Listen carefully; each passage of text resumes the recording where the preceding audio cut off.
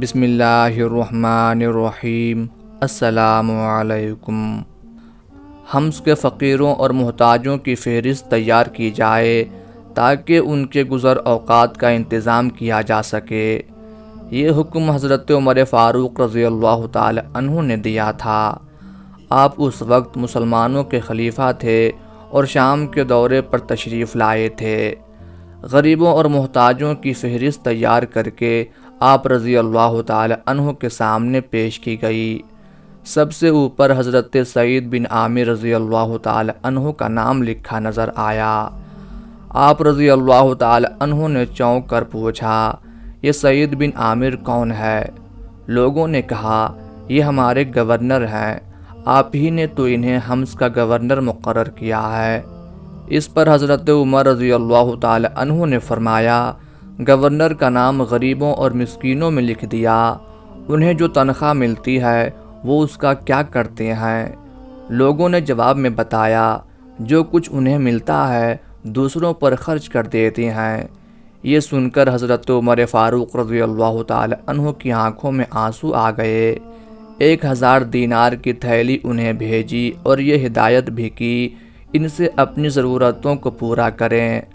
قاصد جب یہ رقم ان کے پاس لایا تو بے اختیار ان کے منہ سے نکلا، انا للہ و انا الیہ راجعون۔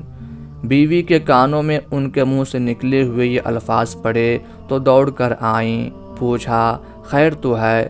کیا امیر المومنین کا انتقال ہو گیا ہے؟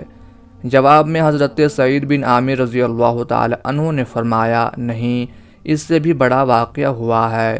بیوی نے حیران ہو کر پوچھا، کیا قیامت کی کوئی نشانی نظر آئی ہے؟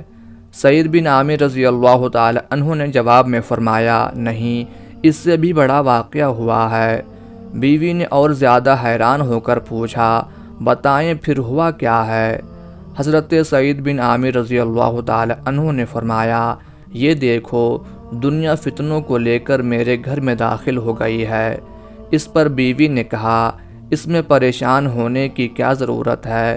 ان فتنوں سے بچنے کی تدبیر سوچ لیں۔ انہوں نے ساری رقم ایک تھیلے میں ڈالی اور نماز کے لیے کھڑے ہو گئے۔ تمام رات عبادت میں گزار دی۔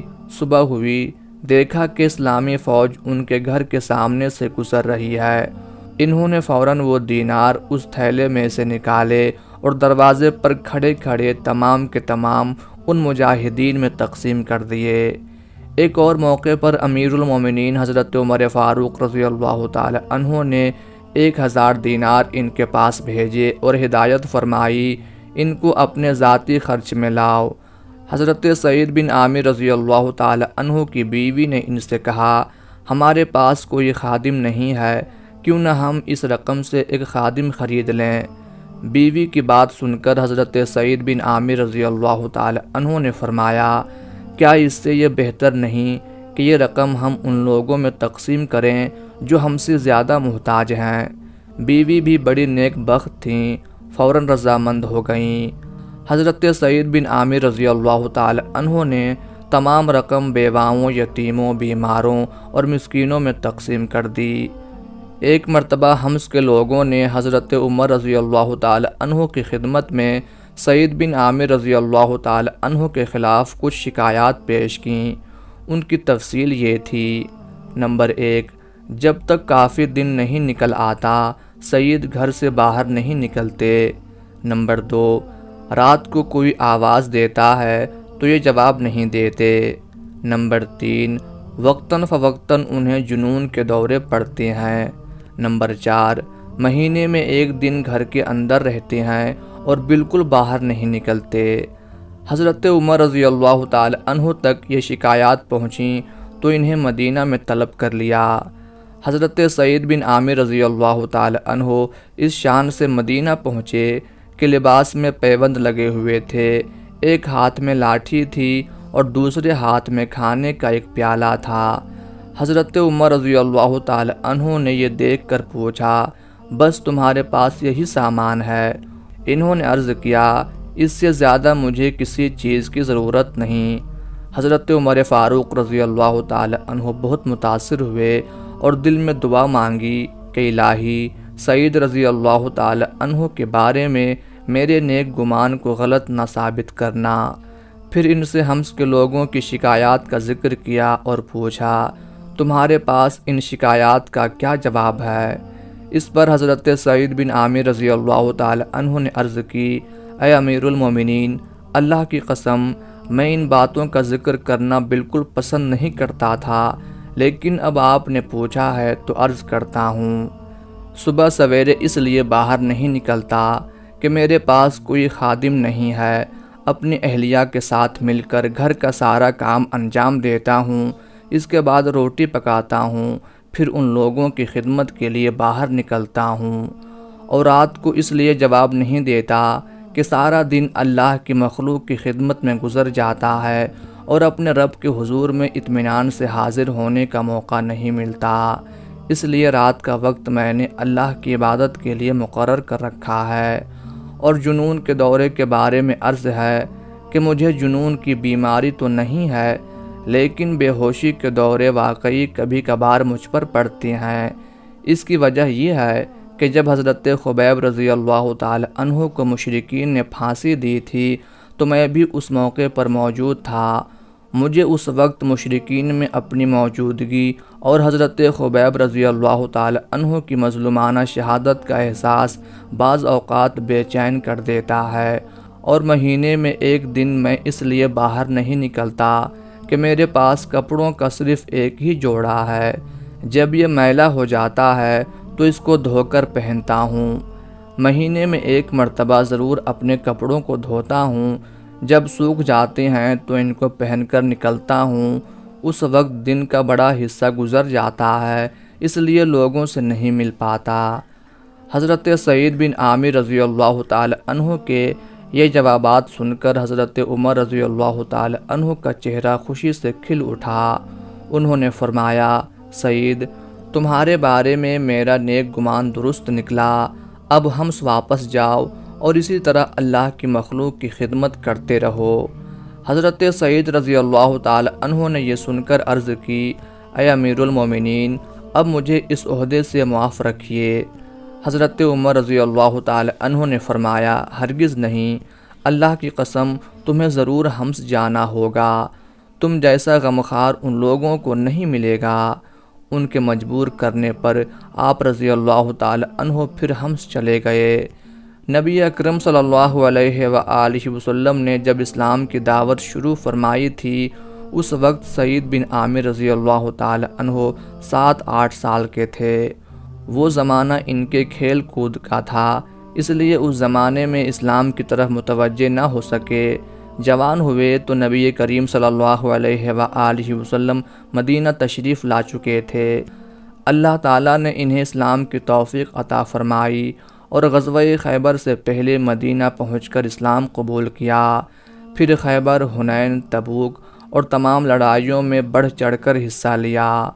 آپ صلی اللہ علیہ وآلہ وسلم کی وفات کے بعد تمام وقت عبادت میں صرف کرنے لگے، لیکن جہاد کے شوق نے انہیں بیٹھنے نہ دیا۔ حضرت ابوبکر صدیق رضی اللہ تعالی عنہ کے دور میں شام پر چڑھائی کی گئی تو یہ بھی اس لشکر میں شامل ہوئے۔ جنگ قنسرین میں حضرت خالد بن ولید رضی اللہ تعالی عنہ نے انہیں ایک خاص مہم سونپی۔ حضرت ابوبکر صدیق رضی اللہ تعالی عنہ کی وفات کے موقع پر مدینہ آئے ہوئے تھے کہ یرموک کی لڑائی پیش آ گئی۔ اس جنگ میں رومی اپنی ساری قوت جمع کر کے مسلمانوں کے مقابلے میں آ گئے۔ مسلمانوں کی تعداد رومیوں کے مقابلے میں بہت کم تھی، اس لیے سپہ سالار حضرت ابو عبیدہ بن جراح رضی اللہ تعالی عنہ نے دارالخلافہ سے مدد طلب کی۔ ان کا پیغام ملتے ہی حضرت عمر رضی اللہ تعالی عنہ نے سعید بن عامر رضی اللہ تعالی عنہ کو بلا بھیجا، انہیں 1000 سوار دے کر یرموک کے محاذ پر روانہ فرمایا۔ ساتھ ہی ابو عبیدہ بن جراح رضی اللہ تعالی عنہ کو کہلا بھیجا کہ کمک روانہ کر دی گئی ہے۔ یہ 1000 جانبازوں کے ساتھ بہت بروقت پہنچے۔ ان کی آمد سے مسلمانوں کو بہت حوصلہ ہوا، وہ قدم جما کر لڑے۔ یہ جنگ بہت ہولناک اور شام کے لیے فیصلہ کن تھی۔ اس نازک موقع پر حضرت سعید بن عامر رضی اللہ تعالی عنہ نے حیرت انگیز شجاعت دکھائی اور ثابت قدمی کا عظیم مظاہرہ کیا۔ کسی موقع پر بھی ان کے قدم پیچھے نہ ہٹے۔ کئی بار رومیوں نے انہیں گھیر لیا، لیکن ہر بار ان کی تلوار کی کاٹ نے ان کی صفیں توڑ کر رکھ دیں۔ یرموک کے بعد انہوں نے شام کے کچھ اور معرکوں میں بھی حصہ لیا، پھر مدینہ منورہ واپس آ کر عبادت میں لگ گئے۔ انہی دنوں حمص کے گورنر حضرت ایاز بن غنم رضی اللہ تعالی عنہ نے وفات پائی۔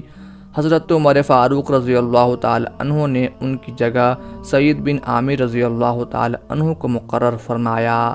انہیں جو تنخواہ ملتی اس میں سے چند درہم کھانے وغیرہ کے لیے رکھ لیتے اور باقی ساری تنخواہ غریبوں میں تقسیم کر دیتے۔ بیوی پوچھتی تنخواہ کی باقی رقم کہاں ہے تو جواب دیتے قرض دے دی ہے۔ مطلب یہ ہوتا تھا کہ اللہ کے راستے میں خرچ کر دی ہے، اس لیے کہ قرآن مجید میں اس کو قرض حسنہ کہا گیا ہے۔ ایک دفعہ کچھ لوگ وفد کی صورت میں آپ رضی اللہ تعالی عنہ کے پاس آئے۔ انہوں نے عرض کیا، اے امیر، آپ کو ہم نے ہمیشہ نادار اور مفلس پایا ہے، آخر آپ کے کنبے کا بھی تو آپ پر کچھ حق ہے۔ اپنے ہاتھ کو اتنا کشادہ نہ کریں، اپنے بال بچوں کا بھی کچھ خیال کریں۔ حضرت سعید بن عامر رضی اللہ تعالی عنہ نے جواب دیا، یہ میرے بس کی بات نہیں، مجھے تو فقر ہی پسند ہے، کیونکہ میں نے نبی اکرم صلی اللہ علیہ وآلہ وسلم سے سنا ہے فقراء مالداروں سے کئی سال پہلے جنت میں داخل ہوں گے۔ اور واقعی حضرت سعید بن عامر رضی اللہ تعالی عنہ ایسے ہی گورنر تھے کہ ایک عام آدمی میں اور ان میں کوئی فرق نہیں تھا۔ آپ رضی اللہ تعالی عنہ نے حضرت عمر فاروق رضی اللہ تعالی عنہ کے دور میں 19 ہجری یا 20 ہجری میں وفات پائی۔ اس وقت ان کی عمر 40 سال تھی۔ اللہ ان سے راضی ہو۔